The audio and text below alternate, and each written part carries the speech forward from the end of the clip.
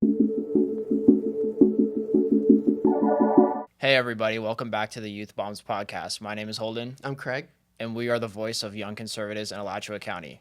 So, today we're going to be talking about the presidential debate that's coming up and some of our predictions for what's going to happen. So, what are you looking forward to in the presidential debate? Yeah, no, should be an interesting one. I think that the rule regarding the microphones being muted while the other candidate is speaking will work in Trump's favor because in the first debate of 2020, he had interrupted Biden quite a bit. And I don't think that played well to the audience.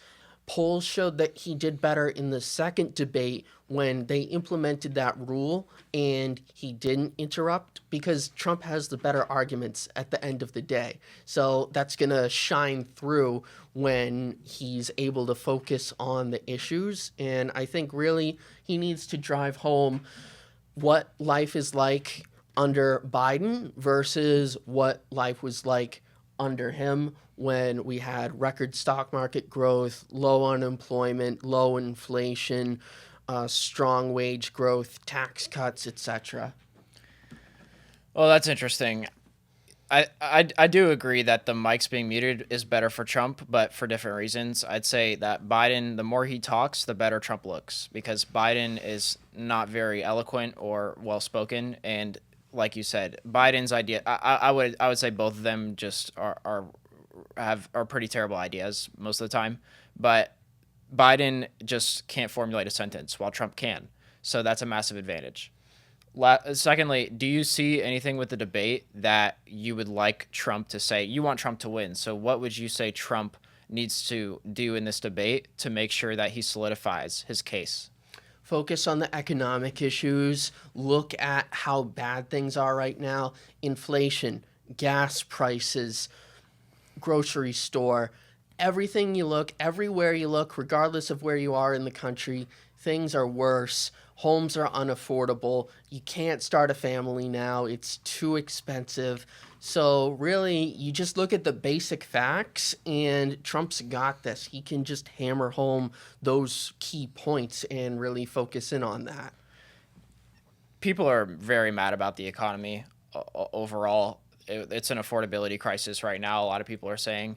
And there's a lot of validity to that. And I think that the voters are probably going to blame Biden for the economy, right? They're going to blame Biden because it's all Biden's fault. And they don't understand actually what the problem is necessarily. I'm not saying Biden has no blame. Biden has a lot of blame. A lot of this spending has been started by the Biden administration, of course, but a lot of it came before him.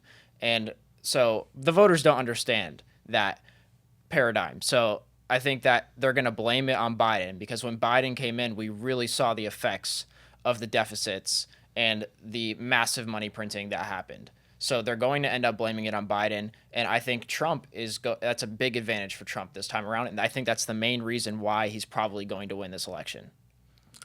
I see So what you mean. I think that Trump should not get blamed, say, for inflation because we didn't have it when he was president. It was so low. It was about 1.9% versus reaching 8% by some accounts under Biden. And just continuing to rise, prices continuing to rise, things getting worse for the middle class, the working class in this country.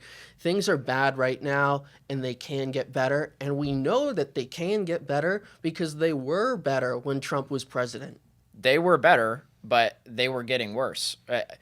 Most people are going to think like you. That's why Trump is probably going to get elected. But the reality is that inflation was there when Trump was in office. It's the inflation. If you look at a Webster's dictionary before 2003, it's the expansion of the money supply.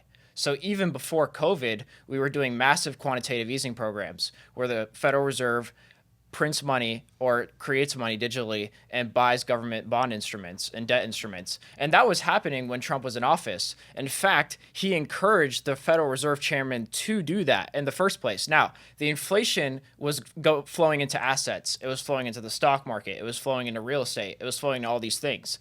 And consumer prices got a little bit of it, but not a lot of it. And when COVID came around, Trump and Biden just flew up the economy with all this money. So yes, inflation was lower when Trump was in office. A You lot would be lower. correct about that. But to say that, but he continued to run massive deficits, and he continued to print a ton of money when he was or create a ton of money. If you look at the M2 money supply on the St. Louis Fed website, the money supply was still expanding at about 7% a year, even before COVID when Trump was in office. So to say that inflation will just go away if Trump is elected, you'd just be wrong, frankly, because these deficits are going to have to be monetized. At some point, the Federal Reserve is going to have to go back to quantitative easing. And when they go back to quantitative easing, the interest rates are going to be lower, and it's just back to it's going to be a disaster. And inflation is going to continue. It's only going to get worse, actually, because right now the Federal Reserve is doing quantitative tightening under Biden's administration. Right, the balance sheet has shrank about $1 trillion, but from its $8 trillion at its peak. But Trump is not. He wants interest rates to go back lower. Right, that's what he said. So we know what's going to happen when Trump gets back in office. He's going to continue to run up the deficits, and he's going to continue to have the Federal Reserve buy these government bonds.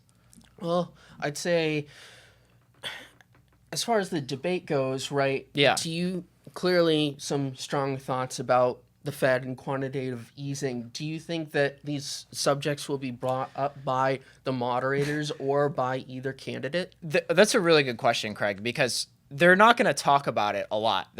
Because both Biden and Trump are guilty of it. So why would they want to bring it up to a great degree? They're not. They're going to talk about different issues. Now, Trump is definitely going to blame the economy on Biden, and he's going to take no responsibility for what he did, right? It's not my fault, guys. This is all because of Biden. All this inflation is because of Biden. It's not my fault. If you just elect me, all of it's going to go away. You could have all your Social Security. You could have all your Medicare. We'll keep sending foreign aid, but nope. The inflation, it's not going to happen if you elect me for some magical reason, right? I could just inflate the money. Inflation's not going to come. Now, they're not going to touch on that in the debate in great detail because they don't want the public to actually understand that no matter who they elect, inflation is going to continue. I think they're going to talk about smaller issues. They're not going to talk about Trump is going to go on the border. He's going to go on stuff like this. And not to say that's not a big issue, because it is a big issue, but they're not going to want to talk about the Federal Reserve or things like this because both of them are guilty. What do you think? Well, Trump didn't get his Fed picks, right? That's one thing that I think wasn't a positive development for him. He tried, but the Senate, he can't always get his way with the legislators. That's one thing. Two is that they could have, you had a Democrat House, so clearly you have to work with them in some manner or nothing gets passed. And even in the first 2 years of his presidency, you still have to contend with the fact that, yeah, they're going to send in bills that they can just override Trump's veto. So even that, you can't get everything you want done. But the key regarding spending in this election is that Trump is going to work to cut spending, cut foreign aid, cut nonsense programs. And I don't think that you're going to have that with Biden. You're going to see spending continue to increase, more deficits, more debt, higher inflation, and really the only prospect for a better economy in this race is Trump. So how many times we could talk about the economy all day and we'll talk more about it. I guess how many times do you think that Biden will say convicted felon? Are we going to do a bet? Like, what's the over under on Biden saying convicted felon in this debate? I got 15. I got 15 times. That's about my guess. Okay, I'd say he definitely brings it up, no question. And Trump will have to say, look, this is a political persecution. Right. Even Andrew Cuomo admits it. Even liberal lawyers admit it. This is nonsense. And they're going after me because I'm running for president. That's what liberal Democrat Andrew Cuomo said. And people know it's true. People know that it's a hoax. The FEC didn't go after him on these issues. Other agencies didn't go after him on these issues. You have a state attorney trying to go after a federal issue that the feds decided not to, as much as they hate Trump. So really, Trump just has to show, hey, this is a persecution at the end of the day. Right. I mean, obviously, it's been politicized against him, and anybody who can't see that is just frankly blind to reality. And I do actually agree with you that if Trump was not running for reelection, then this would have never happened. And this is the irony of this: is the Democrats are saying, "Well, Trump is a threat to our democracy," but really, they're trying to weaponize the judicial system to make it so that this guy can't get elected. So just look at the irony here, right? But I guess they're trying to weaponize the system against him, and that's really what's going on here. And it's just frankly it's a bad look for the Democratic Party, and it's very sad to be honest with you. But I guess that's Biden's leading the polls, right? 50 to 49 right now. Do you see that continuing throughout the debate? You know, I saw one today that was Trump 50, Biden 49. I've Okay. seen others that have had Trump up 9 points. I would like that to be true. I don't think that's true, but I'm really hoping so. Do you think that given the state of the country, it's even possible for Biden to be ahead right now? I mean, I guess people hate Trump. Like, I think that a lot of Republican voters don't understand how much people don't like Trump, and that's why he is not getting elected, or that's why he's not getting the amount of votes that you think he should. It's because people just don't like Trump. It's not because they like Biden. No, very few people are voting in this election because it's like, yes, Biden, yes. Very few people are like that. So, I guess I guess, do you think a lot of people are going to watch the debate? And also, do you think that people's opinion can be swayed based off of the talking points of both people? I think that you will get viewership on the debate.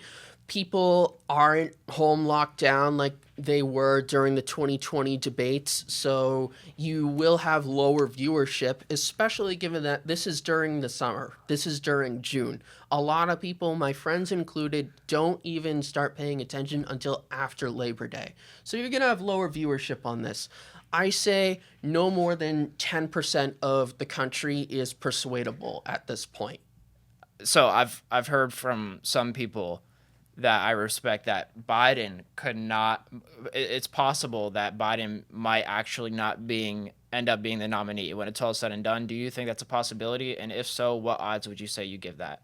No, I say Biden will be the nominee. I do understand that there are theories that Biden will get pulled off in favor of another candidate. But look, Biden has the delegates, they've been attributed to him. And they can't go to anyone else. You can't substitute in Gavin Newsom for Biden because the people, the Democrats, they voted for Biden. They gave him the delegates, and we are so close to the Democratic National Convention that they're not going to be able to replace him no matter what he does. And I think this week at Camp David, they're doing maximum debate damage control to make sure that he doesn't sputter out. Got you. Got you. Well, is there anything else that you would like to say about the debate before we wrap this thing up over here? Yeah, I think it'll be important for folks to watch, really get a handle on what the state of the race looks like and how the candidates are face to face. We will have a viewing party with the Alachua County Republicans on Thursday at 8 p.m. That is June 27th at 7600 Northwest 5th Place, Freedom Hall, Gainesville, Florida. So feel free to join us there. We'd really appreciate it. Thanks, guys, for tuning in. And you will be able to find us Monday, Wednesday, and Friday. And we will upload at 1 p.m. during all those times. So we'll see you then. Thanks so much.